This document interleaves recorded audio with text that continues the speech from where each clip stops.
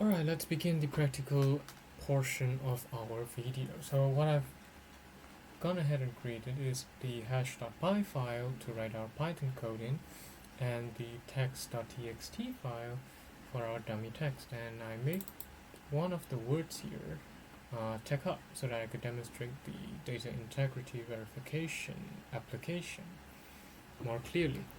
So let's begin with the code implementation. So in Python there is this library called hashlib, and in that library it provides us with all the hashing algorithms, and one of the algorithms that we're going to be using to demonstrate is called the SHA-256. It's because it's one of the most secure algorithms, I think.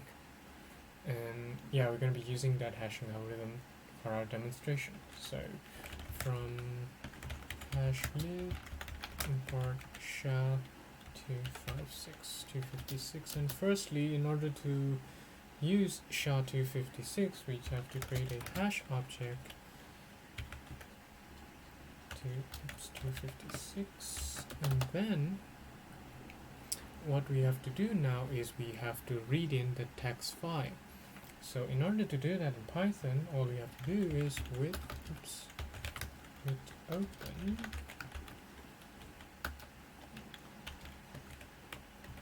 text.txt, and we want to read the bytes and not the lines, so read bytes as f. That's how you would do it in Python.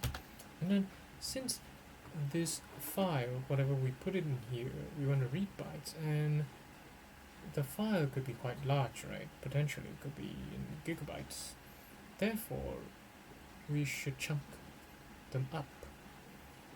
Basically, if we split them into chunks of fixed sizes, then we are going to be able to compute the hashes more efficiently, right? So what we could do in Python is to implement that. We first initialize a chunk, and it can be any arbitrary value, so let's just give it a none, right?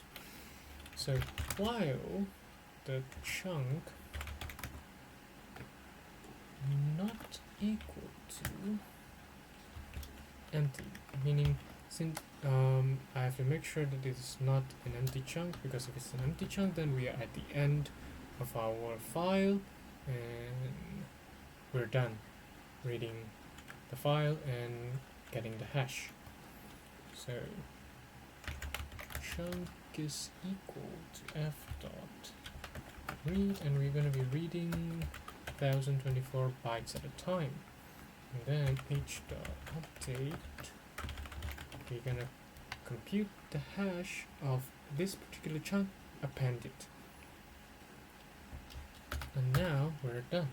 So all we have to do is print out the hex digest, basically the actual hash of this entire file. Now let's run this Python file. Since it is with the TechHub, if we were to run the file, we would get this hash value. Let me copy it here. Alright. Now let's say I changed something here. So instead of TechHub, I change it to TechLabs. Now if we were to recompute the hash, it's going to be a totally different output. Why? Because the input changed, therefore the output is going to change, right? And just by observing the first few characters, you can see 64C EE7, so it's totally different. And let's say we switch it back, so it becomes TechHub again. Recompute, and